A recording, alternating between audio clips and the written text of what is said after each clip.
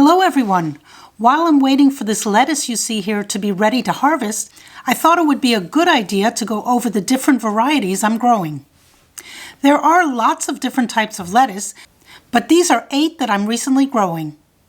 They are growing in pots filled with coconut coir, but you can just as easily grow these in soil. I'm growing these hydroponically using an ebb and flow system, and this system I set up is really overkill for the lettuce. They don't need such a sophisticated ebb and flow system, but they're doing great. And the best thing is that we were able to leave the lettuce plants for almost 2 weeks and come back to healthy growing plants because the system can be set up to automatically water them, which it did. More about setting up and growing the lettuce in another video, but today I'd like to talk about the different varieties I'm growing here. I bought this package of 8 different varieties of lettuce.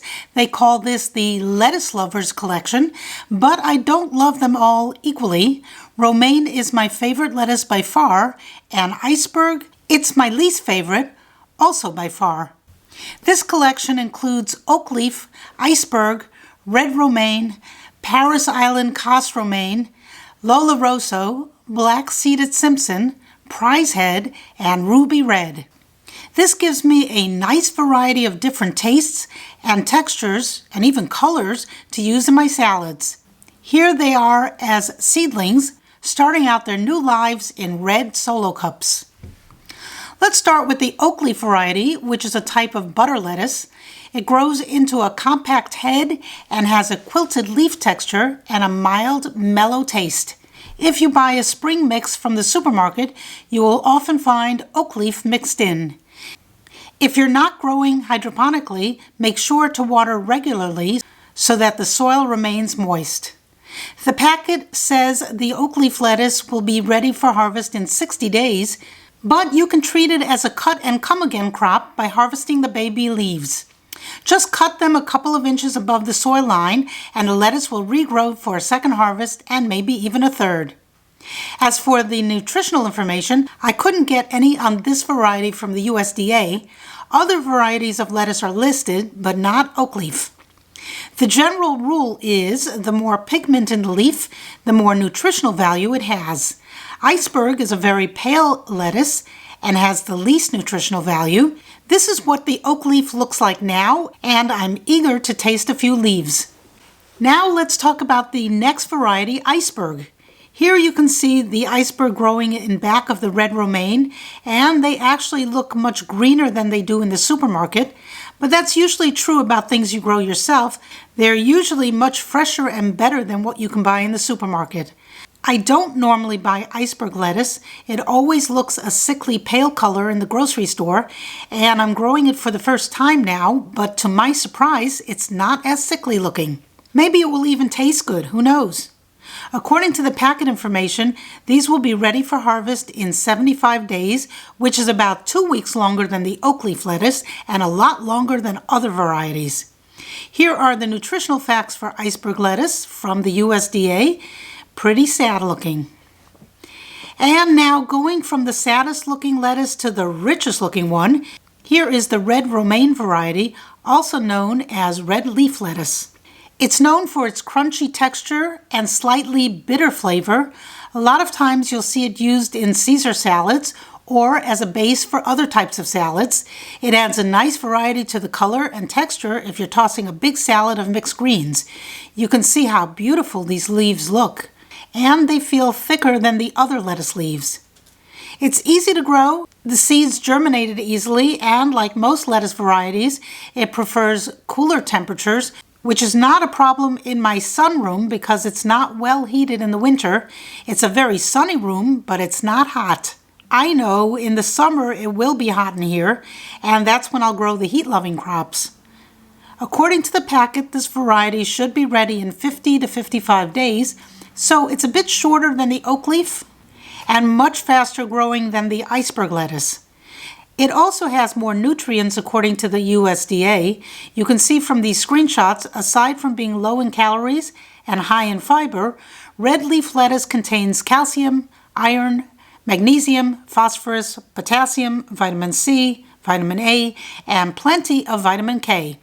This is the polar opposite of iceberg lettuce, and a great reason to grow red romaine. Besides, it's really pretty. The next variety of lettuce I planted is called Paris Island Cos romaine. It's also known as romaine or cos lettuce. The word cos is short for cosmos, which means harmony or ordered universe in Greek. This variety of lettuce grows tall with an upright head and long, narrow leaves, giving it an orderly or harmonious appearance, hence the word cos. Here you can see it growing. It's a bright green color and leaves look slender and tall. Eventually it will form a head. These were planted later than the buckets in the front, so they're about 35 days old now. I could harvest the leaves separately, but I'm going to wait for it to form a nice head and then harvest it. It's a crunchy lettuce with a slightly bitter flavor, and just like the red romaine variety, it is often used in Caesar salads and as a base for other types of salads. Paris Island is ready to eat anywhere from 28 days as baby leaves to 55 days as full romaine heads. Here is the nutritional value of cos romaine from the USDA. As you can see, it provides a lot of good nutritional value for not too many calories, and it's crunchy. Not quite a substitute for potato chips, oh well. Still, it adds great flavor and variety to any salad, and it's nice to munch on too. Next up is Lolo Rosso, which is known for its soft, frilly leaves and mild, slightly sweet flavor. You can't see it too clearly here, but the leaves have a very slight red coloration, and they feel soft and delicate. This lettuce provides a good source of vitamins A and C, as well as some other essential nutrients. I couldn't find the exact listing for this variety on the USDA website, but as with other lettuce varieties, it's high in fiber and low in calories, so it's a great addition to your salads. Here's the packet information. It says it should be ready in 30 to 60 days, and as you can see from the picture, the leaves are frilly and red or burgundy colored. I've never grown this variety before, so I'm assuming these leaves will turn redder as the plant matures, and I can't wait to taste it. Next, we have a personal favorite of mine, black-seeded Simpson. I grow this variety often, and it's so easy to grow. Actually, I've never had trouble growing lettuce either indoors or outdoors, probably because we live in a cool climate for a good portion of the year. The only trouble I have is the deer munching on the lettuce. According to the packet, this variety is ready for harvest in 40 to 50 days, and I usually find that is true. The USDA doesn't have the nutritional value for this variety separately. It includes it under the broad group of lettuce, but according to other websites, it's a good source of vitamins A and C, as well as other nutrients, and of course, high in fiber and low in calories.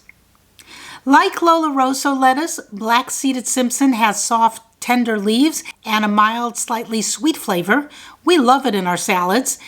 It's a cool weather crop, like all the other lettuces, so if you're growing it in the hot summer months, make sure to give it some shade to protect it from the hot sun. Here you can see them growing in containers in my sunroom. They are beautiful. Remember, my sunroom is cool in the winter, and the lettuce just loves it here. This lettuce is a great contrast to romaine lettuce, which is crunchier. This has a softer, more delicate texture and is much milder tasting than romaine. Here's another variety I've never grown before. It's called Prizehead, and according to the packet, it produces loose-leafed heads and is ready to eat in 50 to 55 days. Here you can see them as they're growing in my containers. I have 3 of them growing here, and you can see the leaves are already turning a reddish burgundy color. This other one here in the front left is red romaine, but the rest of these in this container are Prizehead. It has a mild, slightly sweet flavor, similar to black-seeded Simpson, but the texture is totally different. It's got a crunchier texture, similar to romaine. I couldn't find nutritional information on Prizehead from the USDA, but another website claims it's chock full of nutrients like vitamins B, C, K, folic acid, and of course, fiber. I'm sure it's good for you, and it has a good crunch with a mild taste, so go ahead and plant some of these next time you plant your lettuce seeds. And remember, lettuce is a cool weather crop, so keep it out of the hot sun or it will bolt and go to seed before you have a chance to harvest it. And the 8th and final variety I've planted is this beautiful lettuce called Ruby Red. Those are these two in the front. According to the packet information, these plants will produce medium-sized heads with semi-crispy ruby red leaves. My leaves don't look as ruby red as the picture on the packet, but they are still maturing, so we shall see. The leaves are definitely softer in texture, so this is a nice contrast to the crunchier varieties. The USDA wasn't helpful with this variety either. When I typed in ruby red, it gave me the nutritional facts for grapefruit. Oh well. But another site, healthline.com, gave me their rundown on the nutritional value for ruby red lettuce. And as you can see, it's quite nutritious according to them. Whatever the exact nutritional facts are, I don't think there's any denying that adding lettuce greens or reds to your diet will provide much benefit without much calories, and that's always a win for me. I'm still growing these 8 varieties using the ebb and flow system I previously set up. I find growing lettuce indoors is best for me. I can have fresh lettuce all year round, and I don't have to worry about 4-legged animals munching on my stash. Not to mention the other bugs that are out in the garden. I hope you enjoyed this rundown of the 8 varieties I'm currently growing. Thanks for watching. Bye.